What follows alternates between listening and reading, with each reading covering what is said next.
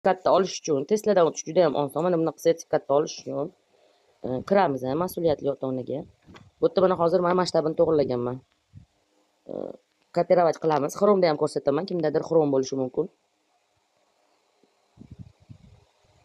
Mana Chrome brauzerga kirdik. Mana ssilkani qo'yamiz, птичкani bosamiz. Hozir menda masshtab to'g'irlangan, shuning uchun mana bu tepadagi uchta nuqtani bosdik. Shu yerda masshtab degan joyi bor.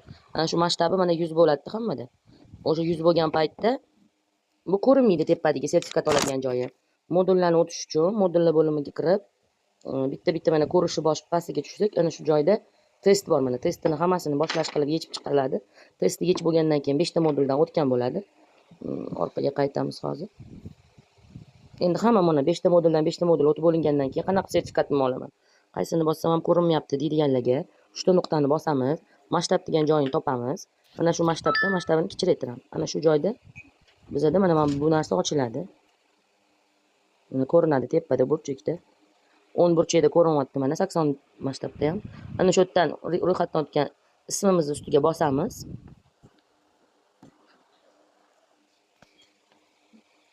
O'sha ismimizni ustiga bosganimizda bizga mana dashbord chiqadi. Mana mening hisobimda dashbord ustiga bosganimizda mana sertifikatlar bitta sertifikat hamma narsani ko'rsatadi.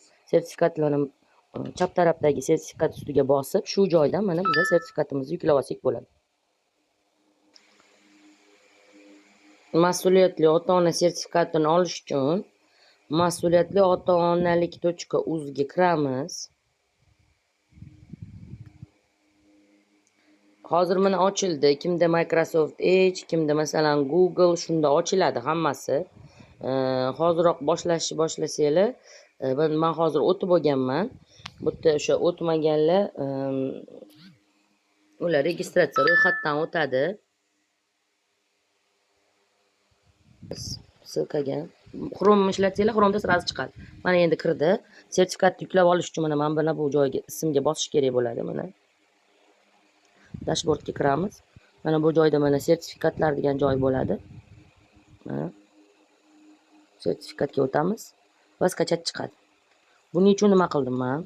Kimda agar shunaqa brauzer bo'lsa, Google'niki открыть brauzeri qilamiz. O'ng tarafida mana past tarafidagi nuqtaga bosamiz. Parametridan spetsialniy возможностиga kirib, mana masshtabini to'g'irlaydi. O'zi mana bunaqa 100% edi. Mana 100% edi. Mana hozir chiqsak, hozir mana o'tamiz ota-ona saytiga.